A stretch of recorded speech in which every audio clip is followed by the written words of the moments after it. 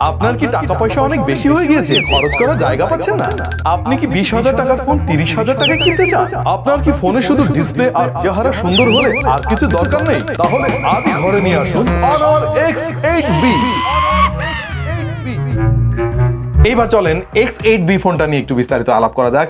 এবং বুঝতেই পারতেছেন ভাই, মনে হচ্ছিল সে আসলে আইফোন হতে চাইছিল, কিন্তু পরিবারের চাপে সে হয়ে গেছে অ্যান্ড্রয়েড ফোন। এবং ভাই ফোনের ডাইমেনশন একেবারে আইফোন 15 প্রো ম্যাক্স এর সাথে অনেকটাই মিলে যায়। এমনিতে তো ফোনটার ডিসপ্লেটা দেখতে অনেকটা আইফোনের মতো, সেটা অলরেডি আপনারা বুঝে গিয়েছেন এই নচটা দেখে, যার জন্য 5 হোল ক্যামেরার পরিবর্তে এই বড় ক্যাপসুলটা আপনাদের মেনে নিতে হবে অ্যান্ড্রয়েড ফোন হওয়া সত্ত্বেও। আর ক্যামেরা বামটাও মূলত আইফোনের মতো করেই করতে চেয়েছিল তারা, কিন্তু আবার ভাবলো যে একেবারে মিলে গেলে কেমন জানি হয়ে যায় ব্যাপারটা, তাই একটু আলাদা করার জন্য একটা ভুয়া লেন্সের মতো বসাই দিয়েছে ভাই। এটা শুধুমাত্র ফ্ল্যাশের জন্য, তারা অন্য কোথাও কিন্তু এটা বসাতে পারতো, কিন্তু না, তাদের এখানেই বসাতে হবে। তবে ভাই এই ফোনের ওজন কিন্তু খুব কম, মাত্র 166 গ্রাম। শুধু কি তাই, এত স্লিম ফোন যে কতকাল দেখি নাই তার হিসাব নাই। এটা দেখে আমার ব্যবহার করা সেই স্যামসাং গ্যালাক্সি A8 এর কথা মনে পড়ে গেল। ওইটার থিকনেস ছিল মাত্র 5.9 মিলিমিটার আর এটার 6.8। জোস একটা ব্যাপার। এবং ভাই এই আইফোনের ব্যাপারটা যদি আপনি একটু ইগনোর করতে পারেন, ফোনের ডিজাইনটা কিন্তু জোস, মানে হাতে নিলে আপনি বুঝতে পারবেন যে এটা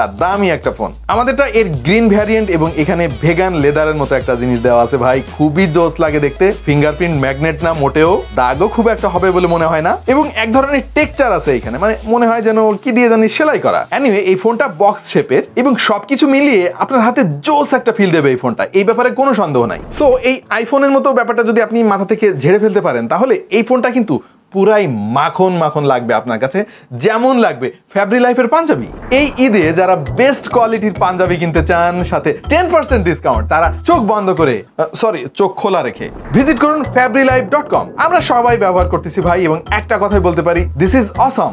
যেমন অসাম হচ্ছে Honor X8B এর ডিসপ্লে। ভাই রে ভাই, কি একটা ডিসপ্লে যে তারা দিছে এখানে, কোনো কম্প্রোমাইজ করেনি তারা। এত কালারফুল অ্যামোলেড প্যানেল সাধারণত ফ্ল্যাগশিপ ফোনগুলোতে দেখা যায়, আর এর সিমেট্রিক্যাল বেজেল দেখে তো ভাই আমি পুরাই টাসকিত হয়ে গেলাম। কিন্তু আমার সেই খুশি খুব একটা বেশিক্ষণ সইল না ভাই। আমি অ্যামোলেড ডিসপ্লে দেখে এটার ফিঙ্গারপ্রিন্ট সেন্সর ইন ডিসপ্লে খুঁজতেছি, কিন্তু পরে দেখলাম যে এটা সাইড মাউন্টেন।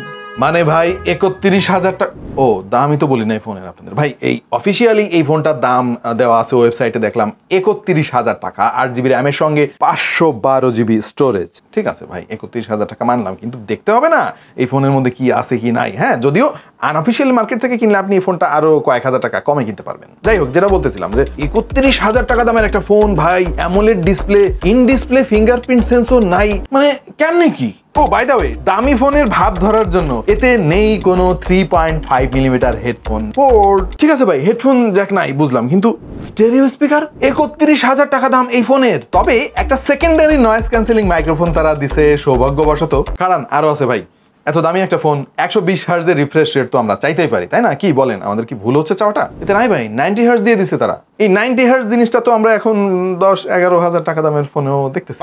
ভাবলাম এত নেগেটিভ দিক ক্যামেরায় হয়তো কিছুটা পুষিয়ে দিয়েছে, কিন্তু না, 108 মেগাপিক্সেলের ক্যামেরা দিছে শুনে প্রথমে তো ভাই আমি অনেক খুশি হয়েছিলাম, কিন্তু ছবির কোয়ালিটি দেখে মেজাজটাই বিগড়ে গেল ভাই। আপনারাই বলেন, এই যে ছবিগুলো আপনারা দেখতেছেন, এইটা কি 31,000 টাকা দামের কোনো ফোনের তোলা ছবি বলে আপনাদের কাছে মনে হয়? এত দামি একটা ফোনের এক্সপোজার কন্ট্রোল এত বাজে কেমনে হয় ভাই, এইটা আমার মাথায় ঢোকে না। এর চাইতে আমার কাছে সিম্ফনির 11,000 টাকা দামের ইনোভা 30 ফোনের ছবির কোয়ালিটি কিন্তু অনেক বেটার মনে হয়েছে ভাই। পুরাই হতাশ আমি এখানে। ডাইনামিক রেঞ্জের কোনো বালাই নাই, ডিটেল নাই, একটু লো লাইটে ছবি যাচ্ছে তাই হয়ে যায়। কি হইতাছে এগুলো ভাই, আমি বুঝতেছি না। আলট্রা ওয়াইড দিছে, মানে না দেওয়ার মতো 5 মেগাপিক্সেল, এইটার কোয়ালিটি ভাই আরো জঘন্য। না দিলে মনে হয় ভালো হইতো আরো। 50 মেগাপিক্সেলের সেলফি ফটোগ্রাফি দেখে আমি নিশ্চিত হইলাম যে এখানে তারা নাম্বার গেম খেলছে ভাই, জেনে শুনে। ছবিতে কোনো ডিটেল নাই, এখানেও এক্সপোজার কন্ট্রোলের বিশাল গন্ডগোল। ছবির কোয়ালিটি দেখে আসলে কি বলবো ভাই, দেখেন আপনারাই ভালো করে কিনতে যাওয়ার আগে। ভিডিও কোয়ালিটি দেখে আর আমি কি বলবো ভাই, অনেক বলছি, আপনারা এবার বলেন। চিন্তা করে দেখেন, 31,000 টাকা দামের একটা ফোন,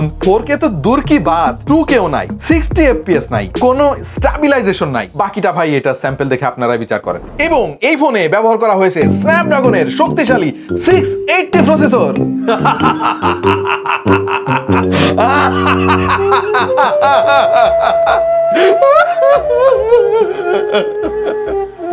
ভাই জোকস অ্যাপার্ট, এটা ৩১,০০০ টাকা দামের একটা ফোন, 2021 সালের প্রসেসর, তাও 695 দিলে বুঝতাম যে ভাই 5G একটা চিপসেট দিছে, আমি এত টাকা দিয়ে একটা 5G ফোন কিনতেছি। কি বলবো ভাই, বুঝতেছেন, সহ্য না করে পারা যায়। তবে মেমোরি আর স্টোরেজ দিয়ে সেটা পুষিয়ে দেওয়ার কিছুটা চেষ্টা করেছে এই ফোনটা, কিন্তু তাতেও খুশি হতে পারলাম কই, মেমোরি কার্ড স্লট নাই। মেনে নিলাম স্টোরেজ অনেক বেশি, 512 GB, মানে অনেক কিছুই রাখতে পারবেন, এটা সেটা দিয়ে আপনারা যারা রাখেন টাকেন আর কি, সব রাখতে পারবেন।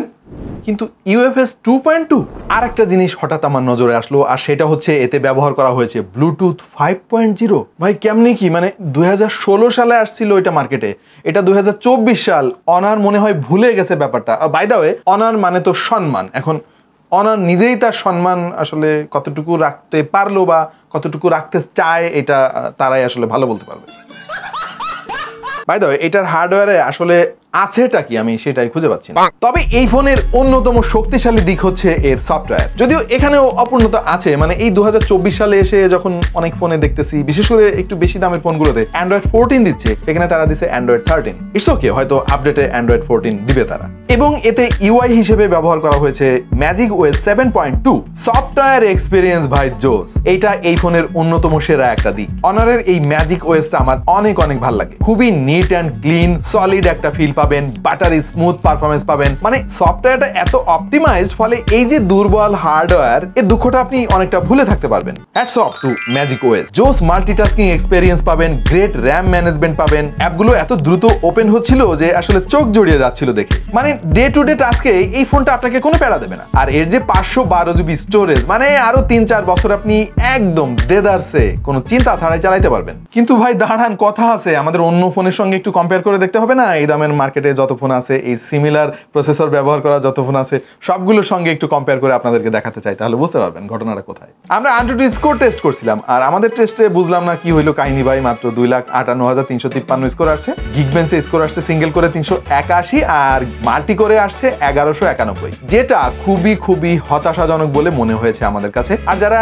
এই গিগবেঞ্চের স্কোর নিয়ে একটু বেশি সিরিয়াস, তাদের একটা চার্ট দেখাইতে চাই আমরা। দেখেন, খেয়াল করে, এখানে AnTuTu স্কোর ওয়াইজ আমরা আসলে বড় থেকে ছোট সাজিয়েছি। দেখেন, যেখানে এর চাইতে বেশি স্কোর করছে 12,000-13,000 টাকা দামের ফোন, সেখানে এইটারে কেমন জানি একটু বেমানান লাগতেছে না কোন? তারপরে এর যে স্টোরেজের জন্য তো মিনিমাম 10 থেকে 20,000 স্কোর বেশি করছে, এটা না থাকলে তো আরো অনেক কমে যেত। এনিওয়ে, আমরা এই সিমিলার প্রসেসর ব্যবহার করা আরো অনেক ফোনের সঙ্গে একটু তুলনামূলক চিত্র আপনাদেরকে দেখাতে চাই। খেয়াল করে দেখেন, এখানে Realme 9i, যেটাতে এই সিমিলার প্রসেসর ব্যবহার করা হয়েছিল, সেটা দাম ছিল মাত্র 19,500 টাকা। ওইটার স্কোরও কিন্তু এর প্রায় কাছাকাছি এসেছিল, যদিও ওইখানে র্যাম ছিল মাত্র 6 GB আর ইন্টারনাল স্টোরেজ 128 GB। এরকম বেশি র্যাম হলে স্কোর আরো অনেক বেটার হতো। Xiaomi ফোন নিয়ে আমরা এত সমালোচনা করি, দেখেন এই সিমিলার স্পেক ব্যবহার করে এই ফোনটা লঞ্চ হয়েছিল 16,500 টাকা। যদিও কিছুদিন পরে তার দাম একটু বাড়ে, বাট স্টিল ভাই 30-31,000 টাকা এটার দাম আমি কেমনে নিজের বুঝাবো বলেন? সো এই চার্ট থেকে যেটা দেখা যাচ্ছে, সিমিলার চিপসেট ব্যবহার করার সবচাইতে দামি ফোন হচ্ছে X8B।